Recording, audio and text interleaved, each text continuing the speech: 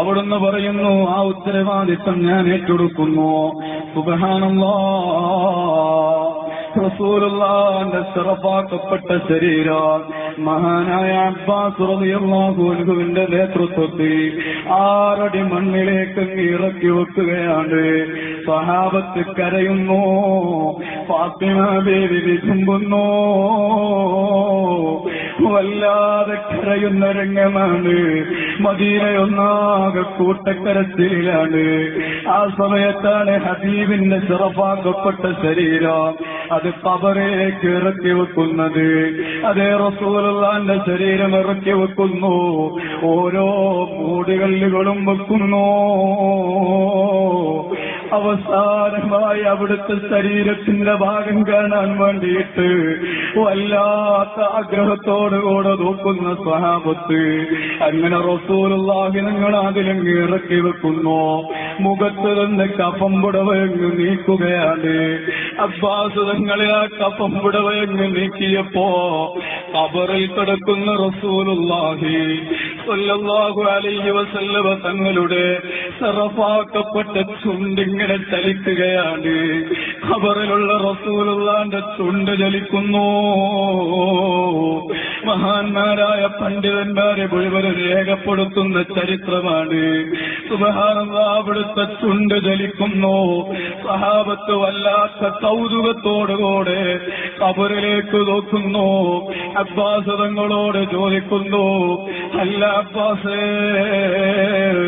റസൂലുള്ള വഫാത്തായതാണോ, അല്ല അവിടുന്ന് ഉറങ്ങുകയാണോ,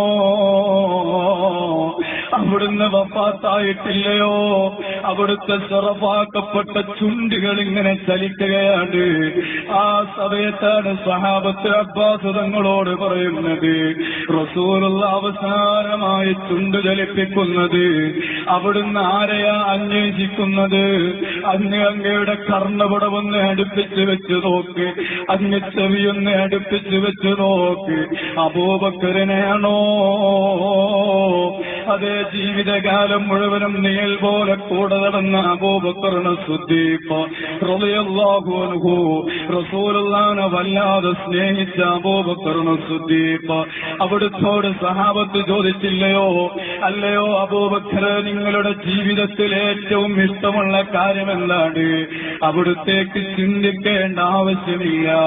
അവിടുന്ന് സഹാബത്തിനോട് മറുപടി പറഞ്ഞല്ലോ, അൽ അംറ ഇലാ വജ്ഹി റസൂലില്ലാഹ്.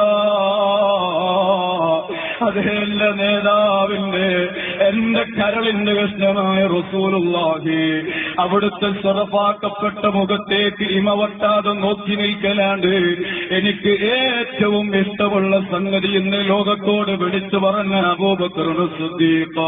ആ അബൂബക്കർ തങ്ങളെയാണോ റസൂലുള്ള അവസാനമായി ചോദിക്കുന്നത്? അല്ല ഉമർ ഇബ്നുൽ ഖത്താബിനെയാണോ? അല്ല കരണിന്റെ കഷ്ടമായ ഫാത്തിമയാണോ?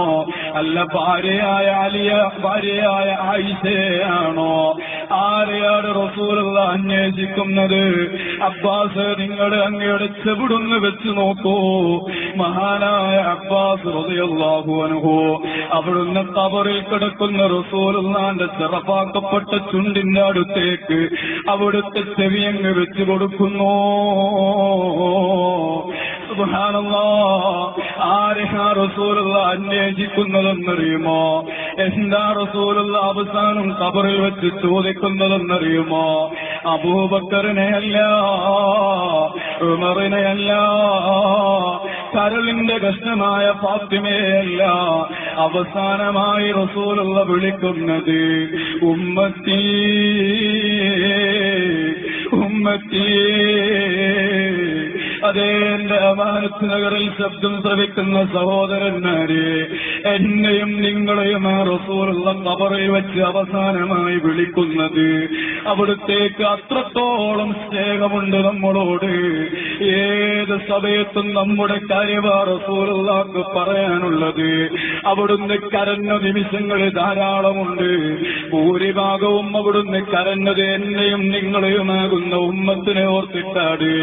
എന്റെ സഹോദരന്മാരെ, അവസാനമായി ഒരൊറ്റ കാര്യം പറഞ്ഞ് ഞാൻ നിർത്തട്ടെ. റസൂലുള്ളാഹി തങ്ങൾ അവിടുത്തെ നമ്മൾ കണ്ടിട്ടില്ല. അവിടുത്തെ യഥാർത്ഥത്തിൽ നേരിട്ട് നമുക്ക് കേൾക്കാനുള്ള ഭാഗ്യവും ഉണ്ടായിട്ടില്ല. ആ റസൂലുള്ളാഹിനെ സ്വപ്നം കണ്ട ധാരാളം ആളുകളില്ലേ? പ്രിയപ്പെട്ട സഹോദരന്മാരെ, കാലമെത്രയായി ഈ ദുനിയാവിൽ നമ്മൾ ജീവിക്കാൻ തുടങ്ങിയിട്ട്.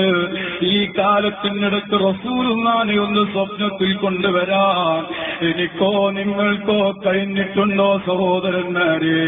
മഹാന്മാരായ പണ്ഡിതന്മാർ കൈഫിയത്തുൽ വസൂലിൽ റുഅയത്തുർ റസൂൽ എന്ന് പറയുന്ന കിതാബുണ്ട്. ആ കിതാബിൽ പറയുന്ന ഒരു ഹദീസ് കാണാം. റസൂലുള്ളാഹി തങ്ങൾ പറയുന്നു, മോനെ, നിനക്ക് റസൂലുള്ളാഹിനെ കാണാൻ ആഗ്രഹമുണ്ടോ? അവിടുത്തെ സ്വപ്നത്തിൽ ഒന്ന് ദർശിക്കാൻ നിനക്ക് ആഗ്രഹമുണ്ടോ?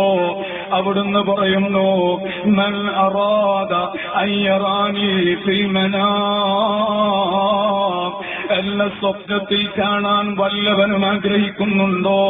ഫല്യുസല്ലി ഫീ ലൈലത്തിൽ ജുമുഅത്തി റകഅത്തൈൻ അർബഅ റകഅത്ത്.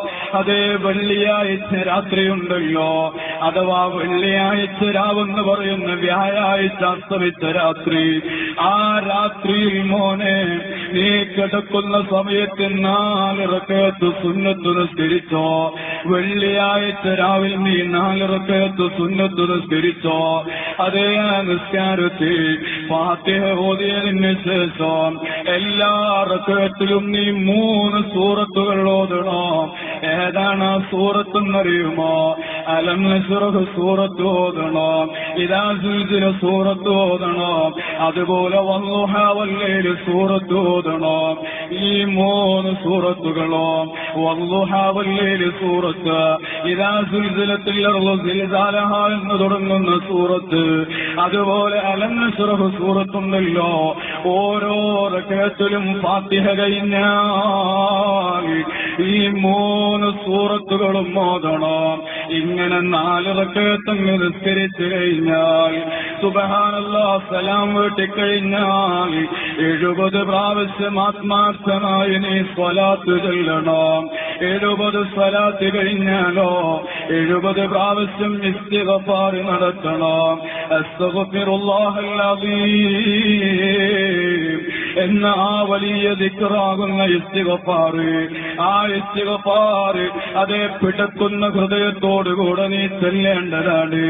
അങ്ങനെ ചെല്ലി 70 ഇസ്തിഗ്ഫാറും കഴിഞ്ഞാൽ പിന്നെ മോനെ നീ സ്വലാത്തുകൾ ചെല്ലണം. സ്വലാത്ത് ചൊല്ലി ചൊല്ലി ചൊല്ലി നീ അങ്ങ് ഉറങ്ങണോ. അങ്ങനെ ഉറങ്ങിയാൽ അതേ ഇന്നേ വരെ കളവ് പറയാത്ത, കളവ് ചിന്തിക്കാത്ത, അല്ലാഹ് പറഞ്ഞത് മാത്രം പറയുന്ന നമ്മുടെ നേതാവ് മുഹമ്മദുർ റസൂലുള്ളാഹി സ്വല്ലല്ലാഹു അലൈഹി വസല്ലമ തങ്ങൾ നമ്മുടെ കിനാവിലേക്ക് കടന്നു വരും കേട്ടോ. നമ്മുടെ സ്വപ്നത്തിലേക്ക് ഹബീബ് കടന്നു വരും കേട്ടോ. പണ്ഡിതന്മാര് പറയുന്നു, മോനെ നിന്റെ മനസ്സിന്റെ ഉള്ളിൽ സംശയത്തിന്റെ കണികയുണ്ടോ? ഞാൻ കാണുമോ കാണില്ലയോ എന്ന സംശയമുണ്ടോ? ഇലാ യൗമിൽ ഖിയാമ, ഖിയാമത്ത് നാൾ വരെ നീ തപസ്സിരുന്നാലും ലോകത്തിന്റെ നേതാവിനെ കാണാൻ നിനക്ക് കഴിയൂല.